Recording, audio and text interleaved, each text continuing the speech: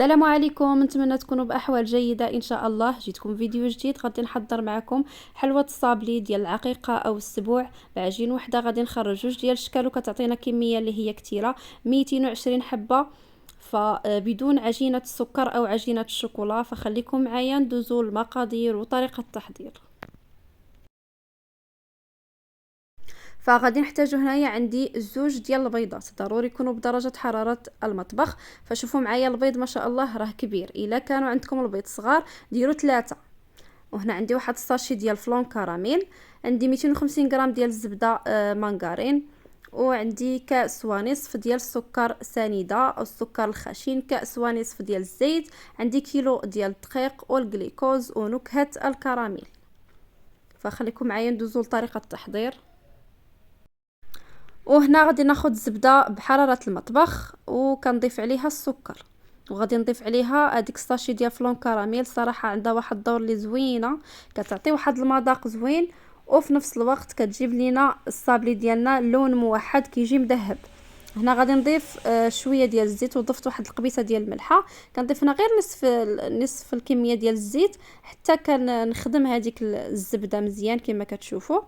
نحاول انني نخدمها مزيان تذوب ليا مع السكر، عاد كنضيف الكميه الاخرى ديال الزيت.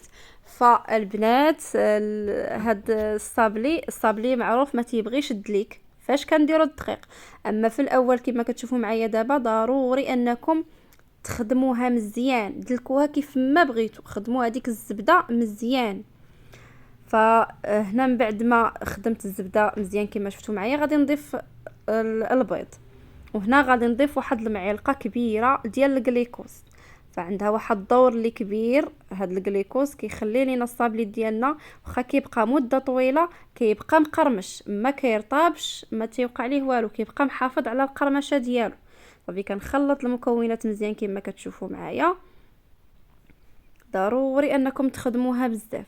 فبالنسبه للبنات اللي كيتجمع ليهم الصابلي ما كيبقاش محافظ على الحجم ديالو فاش كيطيبوه، راه ما كتخدموش الصابلي مزيان في الاول. ضروري انكم تخدموه بهذا الشكل كما كتشوفوا معايا. هنا راه ضفت نكهه الكراميل، وتقدروا ديروا النكهه اللي بغيتوا. صافي هنا بعد ما خدمنا المكونات مزيان غادي نضيفوا الدقيق. بالنسبه للدقيق كنضيف غير بدفعات، ما كنضيفوش كله في دقه واحده، وما كندلكش. انا هنا راني غير مزربه الفيديو باش ما يجيكمش طويل، راه كنجمع غير بالاصابع ديالي كما كتشوفوا معايا، وكنضيف الدقيق شويه بشويه. فكيلو راه ما غاديش تهز ليا كيلو، ضروري شاط ليا واحد شويه. ما تكتروش الدقيق في العجين ديال الصابلي باش ما يجيكمش ناشف، وما تبقاش تفتت لكم هذيك العجين فاش تكونوا كتخدموها. فكما شفتوا معايا هنا من بعد ما كملتها راه كتبقى رطبه العجين في يدينا. من بعد ما كملتها راهي تنجمعها بهذا الشكل. صافي وراه شفتوا معايا كتبقى رطبه في يديا. هذا هو القياس اللي بقى ليا ديال الدقيق. هنا غادي نقسمها على جوج، وغادي نحاول انني نديرها في سلوفان. وهنا راه غادي تبات عندي ليله كامله في الثلاجه. فضروري انكم تخليوها ترتاح على الاقل واحد ساعتين وتبداو تخدموا بها. فانا خليتها ليله كامله. فهنا من بعد ما بات ليا ليله كامله غادي نحاول انني نطلقها. فخديت نصف وقسمته على جوج باش كتساعدني نخدمها بسهوله. كندير العجين وسط جوج بلاستيكات وكنبقى نطلق بالمدلك. فراه الطريقه واضحه ديال الصابلي راها معروفه. صافي كنطلق بسمك اللي هو رقيق. فانا كيعجبني الصابلي يكون رقيق، ما تيعجبنيش غليظ الصراحه. كيجي في المنظر والشكل تيجي زوين. كما شفتوا معايا السمك اللي هو رقيق، وتيبقى الاختيار ديالكم. هنا غادي ناخذ هاد الطوابع باش طبعت الحلوى. عندي الرضعه وعندي البوسيت. فكما قلت لكم في الاول راه هاد الصابلي ديال واحد العقيقه او السبوع كما ذكرت لكم في الاول. صافي كنحاول انني نطبع، نضرب بايديا كما كتشوفوا معايا باش تيبقى محافظ على الشكل ديالو. ما تديوش الطابع وتجيبوه باش ما تصغرش لكم. فكاين اللي كيطبع وكيبقى يدي ويجيب في العجين حتى كيصغر الحجم ديالو، ما تيبقاش محافظ على الشكل ديالو. كما شفتوا معايا غادي نحاول انني نديرهم في لاطه الفرن اللي وضعت فيها ورق الطبخ، او تقدروا غير دهنوها بشويه ديال الزيت. صافي من بعد ما غادي نكملهم كلهم غادي نرجع معكم، غادي ندخلهم للفرن. انا درتهم في فرن كهربائي 170 درجه، كنشعل غير لتحت 170 درجه غير حتى كيسخن.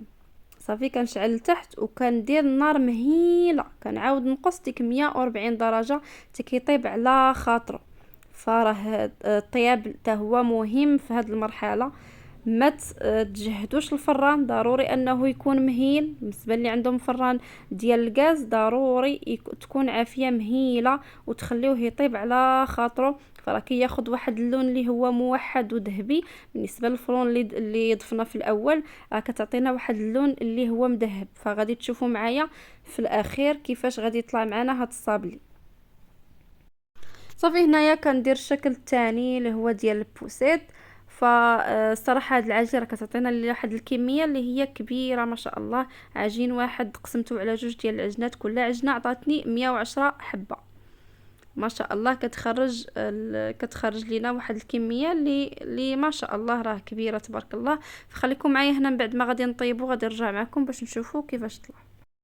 وهنا من بعد ما طيبنا الصابلي ديالنا شوفوا معايا ما شاء الله كي تيجي لون موحد ومحافظ على الشكل ديالو. فاسمحوا لي على الاضاءه شويه ناقصه، راه ما عاطيهش حقه الصراحه، راه جا غزال ما شاء الله وجا مذهب. وكما قلت لكم في اول راه كتعطينا واحد الكميه اللي هي كثيره. فراه هاد العجين ناجحه 100%. فقط تبعوا معايا الخطوات الاخيره. فخليكم معايا غادي ندوزو للتزيين. وهنا عندي الشوكولاته البيضاء، هنا انا استعملت قالا.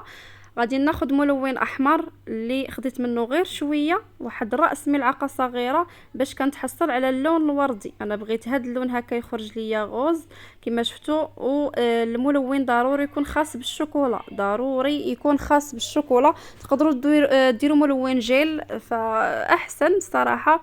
فانا درت غبره ما توفرش ليا الجيل. هو صراحه حتى هو زوين، غير هو خاصك تخلطي مزيان باش كيذوبوا هذوك الحبيبات. فكما شفتوا هنايا في هذا لي موتيف درت الغوز لتحت ودرت الابيض الفوق. فالتزيين تيبقى على حسب الاختيار ديالكم، تقدروا تفنوا فيه كيف ما بغيتوا. فقط انا بغيت نشارك معكم التزيين اللي درت لتحت الغوز والفوق الابيض. فخليكم معايا من بعد ما غادي نكملهم ان شاء الله، ورا غادي نرجع باش نوريكم الشكل النهائي.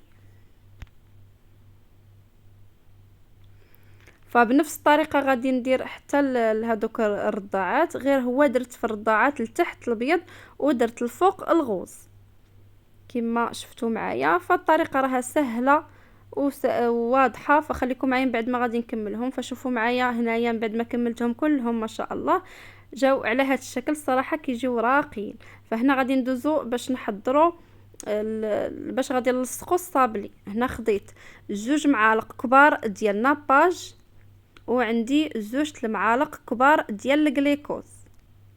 صافي وغادي نضيف عليهم واحد نصف ملعقه ديال نكهه الكراميل. فالنكهه كما قلت لكم تقدروا ديروا اي نكهه كتعجبكم. هنا غادي نوضعهم في البوطه حتى كيذوبوا كينسجموا لينا مع بعضهم، بعد غادي نخدموا بهم بهذا الشكل. وهنا غادي ندوزو باش نزينوا الصابلي ديالنا. غادي نحاول انني ندهن الوجه ديالو بهذا الشكل. صافي وكنوضع من فوقه الشوكولا بهذا الشكل كما شفتوا. فما تضغطوش عليه بزاف باش ما يتهرش، وكتجي صراحه واحد المنظر اللي كيجي غزال ما شاء الله، كيجي راقي. وحتى في المذاق راه تيجي روعه. فبدون عجينه الشوكولا الصراحه عجينه الشوكولا كتجي شويه زايده في الحلاوه، مع كنعجنوا الشوكولاط مع السكر كلاصي راه تيجي شويه زايد. فهنا العجين ديال الصابلي راه ما كثرتش فيه سنيده، اكتفيت فقط بكاس ونصف. فما تجي في مواتيه في الحلاوه ما بين الشوكولا والصابلي كيجي المذاق هو هذاك. فالشكل الاخر ديال البوسيت حتى هو كيجي بهذا الشكل. فخليكم معايا من بعد ما غادي نكمل كل شيء غادي نتلاقاو باش نشوفوا الشكل النهائي. وهذا هو الشكل النهائي ديال الصابلي ديالنا. فشوفوا معايا كي تيجي ما شاء الله، عاطي واحد المنظر اللي هو غزال، والصراحه راه زوين لا في المذاق ولا في الشكل، كيجي راقي ما شاء الله. كنتمنى ينال الاعجاب ديالكم وانكم تجربوه، فما تنساوش تبارطاجيوه مع الاحباب والاصدقاء ديالكم.